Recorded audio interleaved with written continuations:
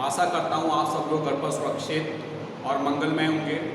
बच्चों, आज आपके लिए लेकर आए हैं काव्य का इतिहास, हिंदी काव्य का इतिहास। आप लोगों को पिछली वीडियो में मैंने कबीरदास जी के जीवन परिचय में बताया था। ये कार्य आपको उससे पहले करना है, वो वीडियो पहले बन गई थी। ये कार्य आपको पहले करना है जो इस समय मैं ब्लैक बोर्ड पर करा रहा हूँ। आज मैं आपको बताऊंगा कि जो हिंदी काव्य का इतिहास है वो कैसे कैसे किन किन कालों में बटा हुआ है। तो जिन बच्चों ने अभी तक चैनल को सब्सक्राइब नहीं किया है वो चैनल सब्सक्राइब कर दें और उसके बाद बेल आइकन वाले जो नोटिफिकेशन बटन है उसको प्रेस कर दें, जिससे कि आने वाली वीडियो की नोटिफिकेशंस आपको मिलती रहे। तो शुरू करते हैं बच्चों। सबसे पहले मैं कुछ आपको डिटेल बताऊंगा, उसके बाद ब्लैक बोर्ड पे जो मैंने कालों का विवरण लिखा है वो समझाया जाएगा। हिंदी काव्य का इतिहास। आचार्य रामचंद्र शुक्ल हिंदी साहित्य के इतिहासकारों के मध्य चमकते हुए एक ऐसे ध्रुव तारा हैं जिनके विचारों की आभा कभी मलिन नहीं हो सकती। उनकी दिव्य लेखनी द्वारा रचित हिंदी साहित्य का इतिहास आज भी मील का पत्थर सिद्ध होता है। अपनी प्रारंभिक अवस्था में ये ग्रंथ हिंदी शब्द सागर की भूमिका के रूप में लिखा गया, जो कालांतर में अर्थात 1929 में हिंदी साहित्य के इतिहास के रूप में प्रकाशित हुआ। उन्होंने हिंदी साहित्य के लगभग 1000 वर्षों के इतिहास को 4 कालों में विभक्त कर नया नामकरण किया है, जैसे कि आदि काल, जिसे वीर गाथा काल भी कहते हैं। इसका समय है 993 से सन 1318 तक। पूर्व मध्यकाल अर्थात भक्ति काल, इसका समय है सन 1318 से 1643 ईस्वी तक। तीसरा है उत्तर मध्यकाल, जिसको रीति काल कहते हैं।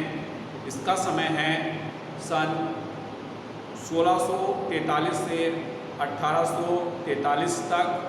और आधुनिक काल, जो कि गद्य काल कहलाता है, इसका समय है सन 1843 से अब तक, जो निरंतर बना हुआ है। तो बच्चों, उनके काल विभाजन का एक सुस्पष्ट आधार भी है। जिस काल में किसी विशेष ढंग की रचनाओं की बहुलता दिखाई पड़ती है, उसी आधार पर उस काल का नामकरण कर दिया गया है।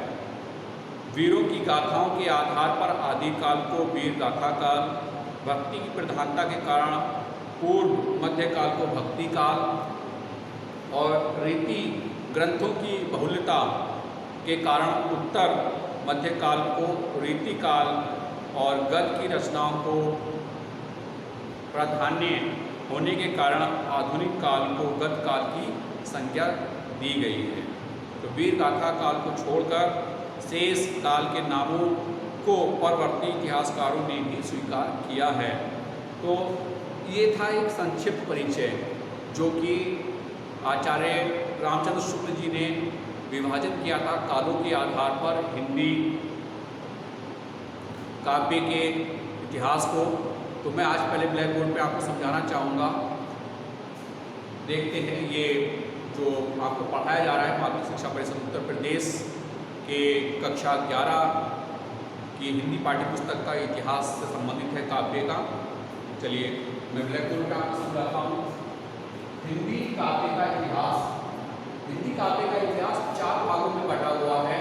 पहला आदिकाल, दूसरा भक्ति काल, तीसरा रीति काल और आधुनिक काल। तो अब इनके भी कुछ सब काल है, ये भी अलग अलग भागों में शाखाओं में बटे हुए हैं। आदिकाल के लिए कोई शाखा नहीं रखी गई है। भक्ति काल को 2 शाखाओं में बांटा गया है, एक निर्गुण भक्ति शाखा और एक सगुण भक्ति शाखा। तो यहाँ पर निर्गुण भक्ति काल के अंतर्गत ज्ञान मार्गी और प्रेम मार्गी शाखाएं हैं। ज्ञान मार्गी शाखा वह है जिसमें ज्ञान की प्रबलता है और प्रेम मार्गी शाखा वह है जिसमें प्रेम की बहुल्यता है। सगुण भक्ति काल में सगुण भक्ति काल दो भागों में बटा हुआ है, एक तो राम भक्ति शाखा में और एक कृष्ण भक्ति शाखा में। राम भक्ति शाखा में जो है राम पर आधारित लिखित ग्रंथों की भरमार है, तो कृष्ण भक्ति शाखा में कृष्ण पर लिखे काव्य ग्रंथों की भरमार है। बात करते हैं रीति काल की। रीति काल को 3 उपशाखाओं में बांटा गया है। पहला रीतिबद्ध काव्य, जिसमें रीति को एक क्रमबद्ध रूप से किया गया है। दूसरा रीति मुक्त काव्य, जिसमें रीति से मुक्त काव्यों की रचना की गई। और फिर तीसरा है रीति सिद्ध काव्य, ये बिहारी द्वारा लिखित हैं, रीति सिद्ध काव्य। तो ये थे 3 भागों में बटे हुए। अब आधुनिक काल की बात करते हैं, जो कि वर्तमान में चल रहा है, 1843 से लेकर वर्तमान में चल रहा है। इसमें भारतीय हिंदू युग, जो कि मैं आपको काव्य में पढ़ा चुका हूँ, द्विवेदी युग, छायावादी युग, प्रगतिवादी युग, प्रयोगवादी और नई कविताएं।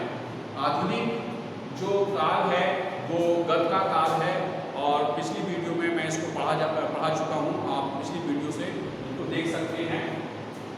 तो यहाँ पर स्पष्ट हो गया बच्चों कि जो मुख्य काल हैं वो 4 भागों में बटे हुए। कौन कौन से? आदि काल, उसके बाद में भक्ति काल, रीति काल और आधुनिक काल। जो भक्ति काल है, भक्ति काल को 2 भागों में बांटा गया है, निर्गुण और सगुण।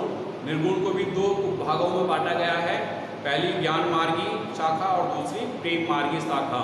इसी प्रकार से सगुण जो भक्ति मार्ग की शाखा है उसको भी 2 भागों में बांटा गया है, राम भक्त शाखा और कृष्ण भक्त शाखा।